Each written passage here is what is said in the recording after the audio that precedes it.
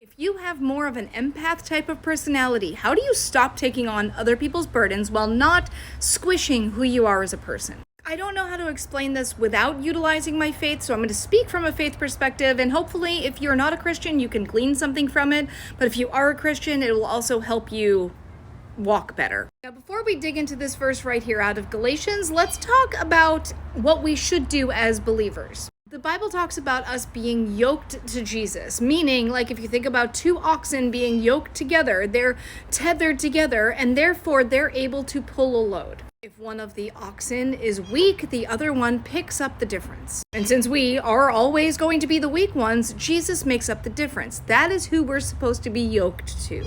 And it says that his yoke is easy and his burden is light. So the first part of how you should know not to step over a boundary as an empath type of personality is, are you stepping into the yoke where they should have Jesus? Because if you're trying to pull a load alongside them, you are going to be pulling burdens that are not yours to pull. I know I never want to interject myself in something that God is doing in somebody else's life just because I think that I should be tethered up with them.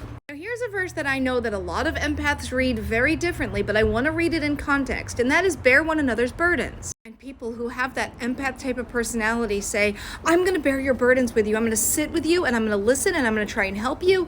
And then you're going to absorb so much of what you shouldn't be absorbing because it's not your fight to fight, but it is kind to sit with people in their burdens. So the first part of this verse is, brethren, if a man is overtaken in a trespass, you who are spiritual, restore one in a spirit of gentleness, considering lest you also be tempted. This is specifically talking about sin, helping people who are struggling in sin, and making sure that you're not weak in that area. Because if you're trying to encourage somebody who is in active sin, and it's a sin that you struggle with, you're throwing yourself into the lion's den. This is God's first way of saying, don't throw yourself into a place that you're going to be tempted. Don't put yourself in a place that's going to hurt you. Meaning, if it is going to trigger the empath tendencies of absorbing somebody else's energy to the detriment of yourself, let somebody else intercede. Moving on, bear one another's burdens and so fulfill the law of Christ. What did Jesus boil down the entire 613 laws to?